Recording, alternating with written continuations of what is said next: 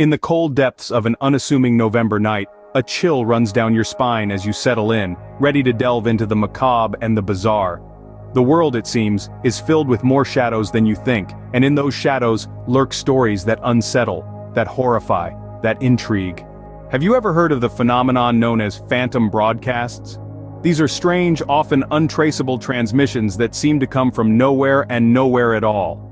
They've been reported for decades, with the earliest known instance dating back to the early 20th century. What makes these phantom broadcasts so eerie, you ask? It's the content. Some of them consist of nothing more than strange, inhuman sounds. Others, however, are far more disconcerting. They've been known to include coded messages, bizarre music, and even on occasion desperate cries for help. Take, for instance, the infamous vanishing broadcaster incident of 1978. A radio station in the middle of nowhere began broadcasting a continuous loop of an old, scratchy record. The music was hauntingly beautiful, but there was something off about it. It seemed to have an almost hypnotic effect on those who listened to it for too long. Then, in the middle of the night, the music abruptly stopped. In its place, the listeners heard a voice. It was calm, almost monotone, but there was a palpable sense of fear in it. The voice pleaded for help, speaking in a language that was almost but not quite English. It repeated the same phrase over and over again, growing more frantic with each repetition. Then, as abruptly as it had begun, the broadcast stopped. The radio station was silent, and when concerned locals went to check on it, they found it deserted. All the equipment was still running, but there was no sign of anyone. The broadcaster, it seemed, had vanished into thin air.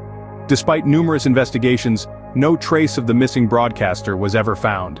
The phantom broadcast remains a mystery to this day, one of many in the strange world of unexplained phenomena. But perhaps the most chilling aspect of these phantom broadcasts is not the bizarre content or the unexplained disappearances.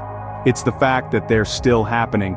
Even in this age of digital communication, reports continue to pour in from around the world. So the next time you're tuning into your favorite station, pay close attention. You never know what you might hear. And remember, not all voices you hear in the dark are friendly. But what exactly are these phantom broadcasts? Where do they come from?